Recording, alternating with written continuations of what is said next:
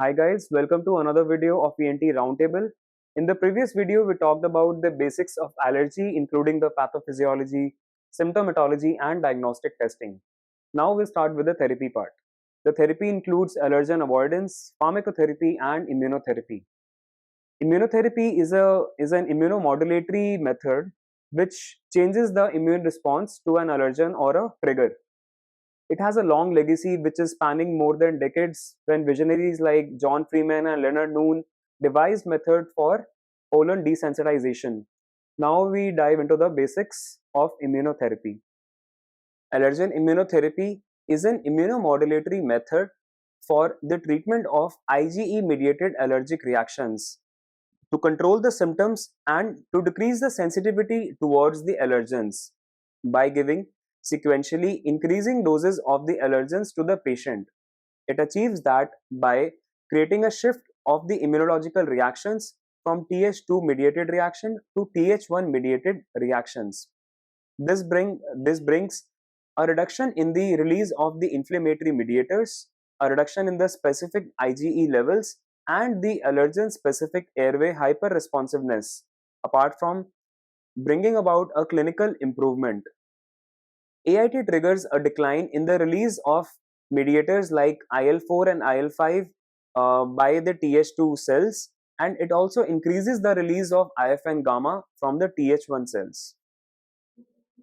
AIT is indicated in patients of age more than 5 years suffering from allergic rhinoconjunctivitis with inadequate response to allergen avoidance. It can be dispensed in rhinitis when it is mild to moderate persistent rhinitis or moderate to severe intermittent rhinitis.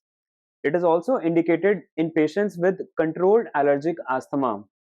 The patients with large local reactions to insect venom can also be administered allergen immunotherapy. Another indication for allergen immunotherapy is atopic dermatitis with aeroallergen sensitivity, although the evidence in this particular case is pretty low.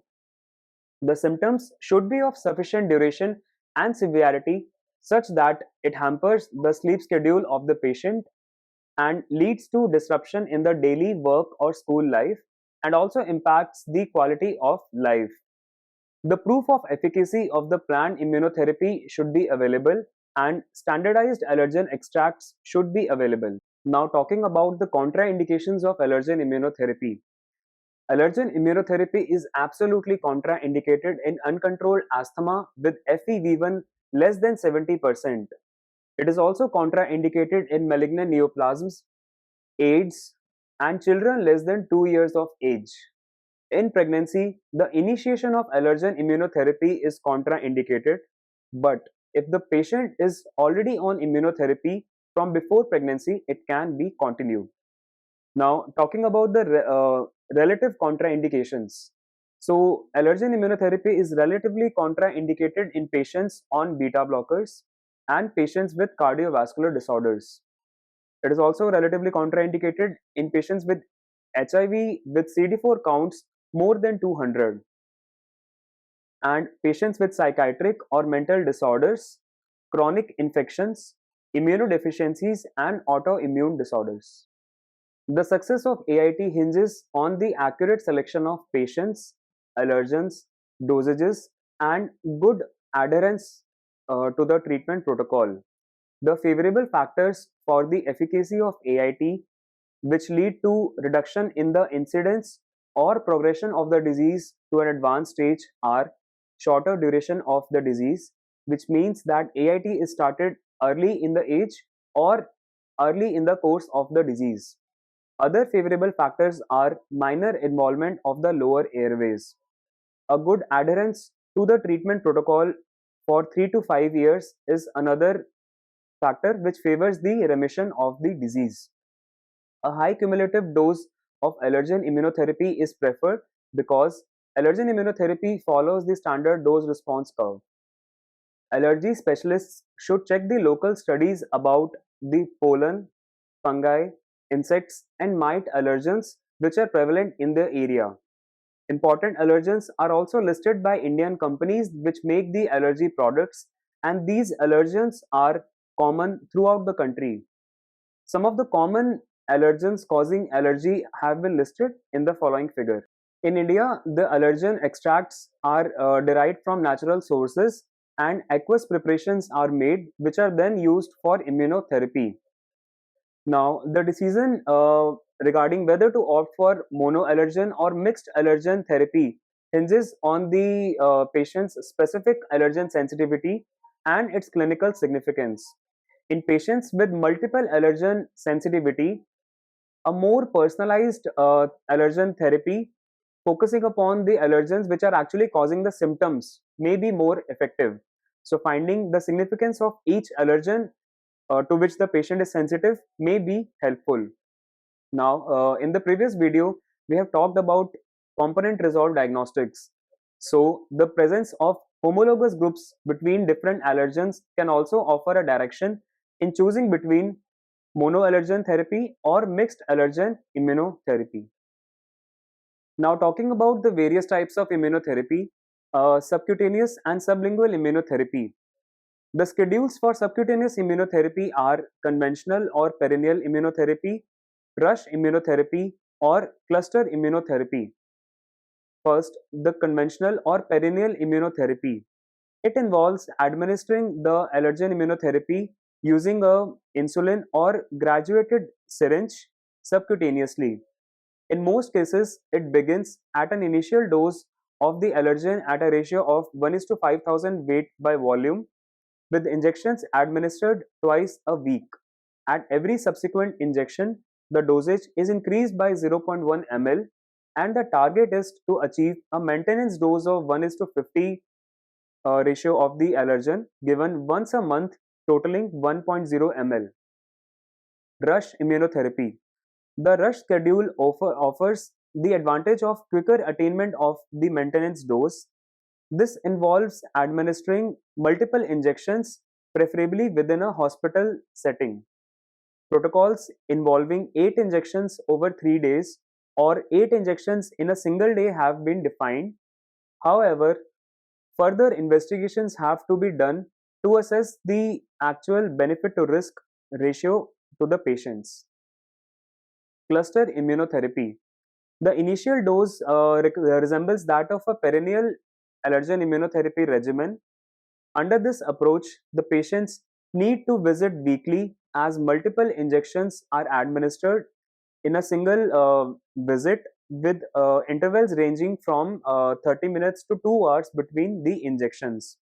Once the maintenance dose is achieved within 2 months, the intervals between the visits can be extended, and again during each visit, multiple injections are administered as talked before. The cluster regimen is particularly useful for the patients who are living far away from the physician and can only visit a limited number of times. Similar efficacy and immunological changes are noted in the cluster regimen as described in the perennial or the conventional allergen immunotherapy. And however, the initial dosages must be given in a hospital setting as multiple doses are given in a single setting. So, the initial doses should be given in the hospital setting so that appropriate resuscitation can be done in cases a reaction occurs or anaphylaxis occurs. Sublingual immunotherapy. It revolves around administration of the allergens beneath the tongue. The growing attention towards the sublingual immunotherapy has been fueled by double-blinded placebo-controlled trials, and the results are displayed. For SLIT to be effective, a greater allergen content has to be administered as compared to subcutaneous immunotherapy. Delivery methods encompass drops, individual dosage vials, or tablets. There is ongoing research into determining the most suitable dosages, its effectivity in the pediatric population, and how it measures up against other treatment regimens like subcutaneous immunotherapy. It's worth noting that sublingual immunotherapy is effective only against a limited number of allergens. The reactions to subcutaneous immunotherapy may be localized or systemic. Talking about systemic reactions to subcutaneous therapy, World Allergy Organization has given subcutaneous systemic reaction grading system. which is a classification of the side effects which occur in response to subcutaneous immunotherapy. There are five grades. Grade 1 involved severe systemic reactions involving one organ system out of upper respiratory, conjunctival, or cutaneous. Grade 2 involved more than one organ system involvement out of these three, or the involvement of lower respiratory, gastrointestinal, or uterine cramps in females. Grade 3 systemic reaction involved asthma which is not responding to bronchodilator therapy, or angioedema involving the larynx, tongue, or uvula. Grade 4 systemic reaction to subcutaneous immunotherapy included respiratory failure or hypotension with or without loss of consciousness. And grade 5 involved death. The incidence of reactions to immunotherapy have been attached in the figure. Talking about the side effects of sublingual immunotherapy. Now, we have talked that the side effects of immunotherapy may be local or systemic. The local reactions include irritation in the lips, gums, tongue, palate, or the throat. There may be abdominal discomfort, heartburn, diarrhea, or there may be uvular edema.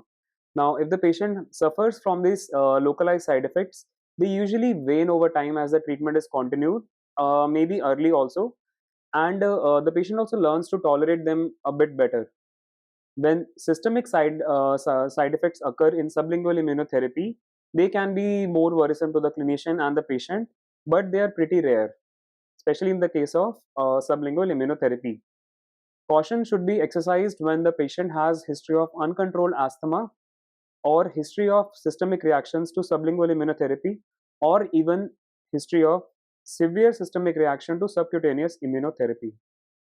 To sum up, both sublingual and subcutaneous immunotherapy are beneficial if the patient's selection is done wisely according to the indications which we have discussed before. Researches are still ongoing about the safety profiles of both these therapies. Their usage in pregnancy and in pediatric population is still questionable, and we still need to investigate it further. So with this, we conclude our video on immunotherapy, and we'll have another video about allergen avoidance measures and how to tell the patient about them. Thank you for your time. Stay tuned.